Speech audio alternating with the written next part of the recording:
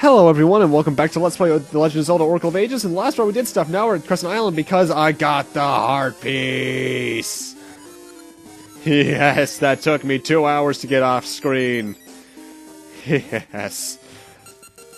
Anyway, I'm on Crescent Island. I didn't show this Gosha Soil location off during the actual normal parts of the Let's Play, but it's there, trust me. And I got a ring from there.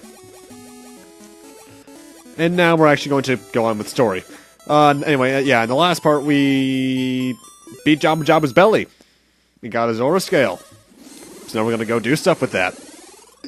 Yeah. Actually, this is one of my favorite sections of the game we're coming up on. I love the final dungeon. And the music leading up to it, too. Oh boy, you're in for a treat. But we're gonna do some... No, actually, no, we're not gonna do some slight side stuff first. Never mind, I'm being stupid again.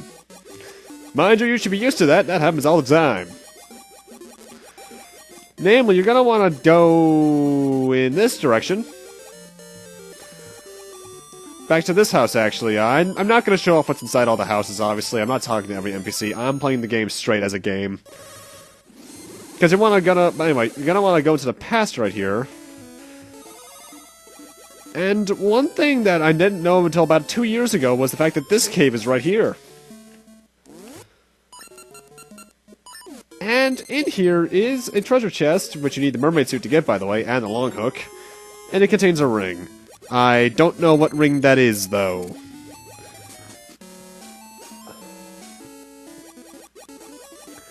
And now we're gonna go progress with the story. Mind you, all I have to do is make a circle, because, by now in the ocean, you've probably noticed that, giant squarish area surrounded by whirlpools that's coming up on the next screen, especially. That is where our next destination is. It's the Sea of Storms. This guy won't allow a child to pass, however, we already have the Zora scale, so he's gonna let us go. That took me a month to find my first playthrough. Mostly because I was doing other stuff at the time, but yeah. Anyway, pirate ship! I love the Pirates theme, by the way. Now, we actually have to talk to the captain here. I was originally going to give him a voice, but, then I skipped through the text a bit too quickly. Oh, well. Though you're gonna want to pay attention to what he's actually talking about. Well, first off, he wants the Zora scale to come to Sea of Storms. And for doing so, he's gonna give us... Well, first off, he said they're heading off to Holodrum, the land of seasons. That's Holodrum, the land from Oracle Seasons. We'll have to keep an eye out for them. And they're gonna give us a jewel known as the Tokyo Eyeball, which will lead us to an ancient tomb, blah blah blah blah blah. Things.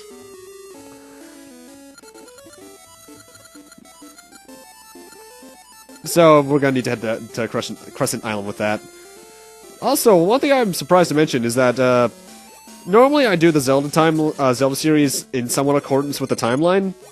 From what I remember reading, actually, Ages is canonically second after Seasons, but I've always done Ages first for some reason. Maybe it's because I like getting all the puzzles out of the way first. Yeah, that's probably it, actually. Anyway, with that, I'm actually going to go appraise all those rings really quick, because I'd like to know which ones I got. So, let's head on over to Vasu's place so we can do that.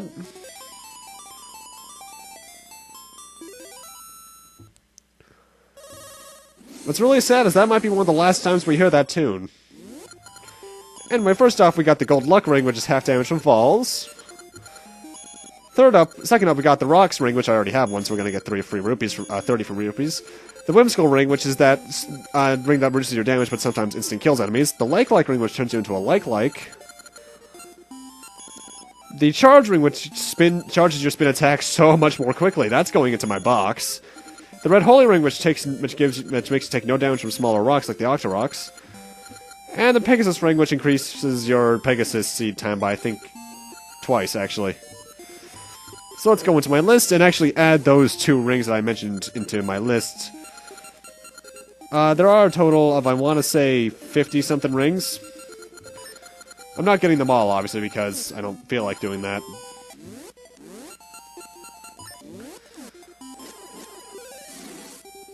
So now our spin attack charges so much more quickly. Oh boy. Anyway, now we're actually heading back to Crescent Island, towards the screen we started at, actually. because, well, that's kind of where we have to do stuff at. Because, well, where the Moonlit Grotto is in the present, something else awaits us in the past. You saw it at the beginning of the part, so let's take a look. We got a Toke statue with one eyeball. Well, luckily, we have its match. And the eyes don't move with the screen. That's bad layering issues. Anyway, this is actually a weird little cave. We have to show our courage, wisdom, and power. The road to the past shall open then. This cave is filled with 3 tests. 1 demonstrating your power, your courage, and your wisdom. Pretty much you have to fight Gibdos, either go through a small maze, or go over invisible platforms. It's really basic. But at this point, I'd actually like to go over the origins of the Oracle games. Nintendo contacted multiple developers trying to make Game Boy Color Zelda games. They decided with Capcom, but they were ultimately going to make 3 games. The Mystical Seeds of Power, Courage, and Wisdom. However, due to the password system which is in this game, which will allow us to link the games later on, they actually had to cancel one of those games. That would be Mystical Seed of Courage, which would have been an Oracle of Secrets, essentially. Both of the other games, Mystical Seed of Courage and Wisdom and Power, were still made, with Mystical Seed of Wisdom being made into Oracle of Ages, and Mystical Seed of Power being made into Seasons. Very little is known about that 3rd game that was never made, though. What we do know is that it was going to feature Furore as its Oracle. It was going to feature time travel, and puzzles would involve the time of day as well. Ages here was actually originally going to feature puzzles involving colors, but when Mystical Seed of Courage was cancelled, Ages took the time travel theme. But other than that, not much else is known, other than the fact that maybe the Book of Secrets that we got a couple parts back was going to be involved. I wouldn't mind if they actually made that 3rd game into like some sort of downloadable thing, because I would love to see another one of these games. Big other fan theory that I used to hear a lot before a lot of this stuff was revealed is that while Ages has a lot of puzzles and Seasons has a lot more powering through enemies, that Courage would have featured a lot more of a mix between the 2. Anyway, yeah, that's pretty much the origin of the 3 games. I'm glad we still got at least these 2, though. Anyway, yeah, welcome to the Ancient Tomb area, and I love the music here. This is actually a song that is shared between both versions, if I recall correctly. But it's so good! If Ralph's theme is my favorite, this is a very close second. And it's not very maze-like, and you might see these blue statues all over the place like the one down there. Don't worry about those sarcophagi by the look of it. We'll get rid of those eventually. This one in particular.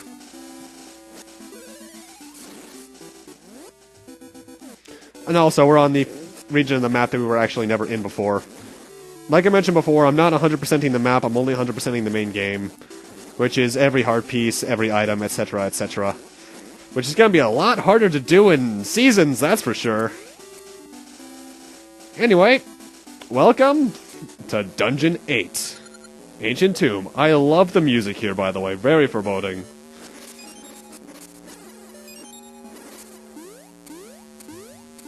And admittedly, though, this dungeon is actually not the longest.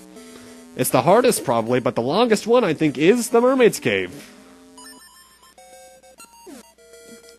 However, they saved the best for last in terms of puzzles, because this place is mean sometimes.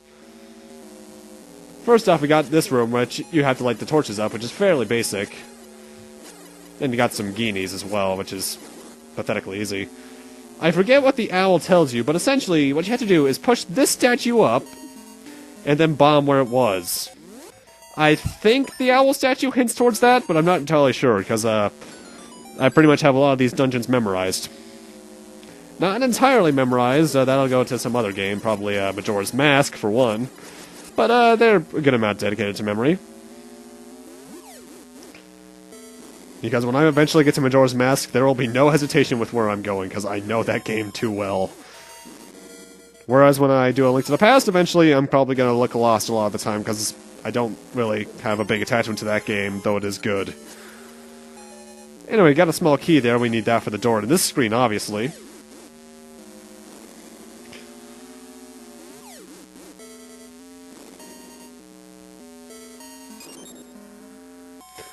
And now we come to this room. This is actually the last room on this... No, it's not. Never mind. I'm being stupid. I was about to say, I think it's the last room on this floor, but no, I just remembered there are a couple others. Nah, forget me. What we have to do here is put something on all 3 switches, including ourselves, and light that torch up. Upon doing so, that tablet with the Team Magma logo, by the looks of it, will open up, revealing a staircase. And now we get to the real meat of the dungeon. This dungeon is filled with the rotation platforms, and quite a few devious switch puzzles. I'll be honest, I like the final dungeon of Oracle of Seasons more. And again, I have some really big attachment to Seasons over Ages for some reason. I think it's because I owned it first, though I didn't beat it first. I beat Ages first. I remember getting lost in Seasons so much. I could never find Dungeon 3 until 2 years after I got it. Anyway, we just got the map, and this place is shaped like some really weird cone. Actually, yeah, wow, we did actually completely explore that starting floor. Never mind, I was being stupid earlier. And as I said earlier, that you're probably used to that at this point. Anyway, we got a key a couple seconds ago, so now we can... Well, not seconds, probably like half a minute. But now we can open that block, taking us to another rotation platform. Yay! Admittedly, though, I'm not going to be at my best throughout the rest of this part for one reason only. I was tired. Because at this point, I was actually recording for around an hour trying to get that freaking heart piece to appear. So when I finally did, I was so happy. There is a severe amount of RNG, even in the best places you can find it. And we have to do it again in Seasons!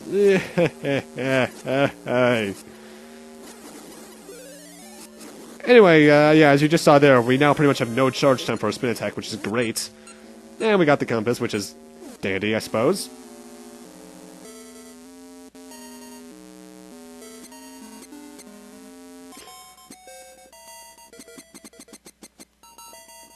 I will admit, though, while I remember quite a few dungeons throughout the games of the Zelda series I play, this is one that I'm always kind of on and off with remembering. Like, I remember certain parts flawlessly, I remember other parts worse than the plot of certain movies. Or Xenosaga, because that game's plot is wacky as hell. Also, Dark Nuts now fall to us in 2 shots, which is cool. Gee, I wonder if I have to destroy this wall. Thankfully, it's better than Zelda 1, where you couldn't tell if you could bomb half the walls. Zelda 1. That might be my least favorite game ever made, I'll be honest. Which is weird, because Oracle of Seasons, and I'll get into this more and more as we go into that game, but Oracle of Seasons was supposed to be a remake of that. And I'm glad it wasn't, because I could not take another port of Zelda 1. We'll be back for that treasure chest later on, don't worry about it. What we really want to do is head back to that switch, which, actually, couldn't I have just... No, never mind, I'm being stupid again. I thought I saw a flaw in my logic, but then I realized I needed to backtrack anyway. Never mind. Oh, I missed my lasers. The sword beam is really good. Though it's not as absurdly broken as it was in Link's Awakening, where I think it was even more powerful than the level 2 sword in that game. I believe it's been a couple of years since I played that, though.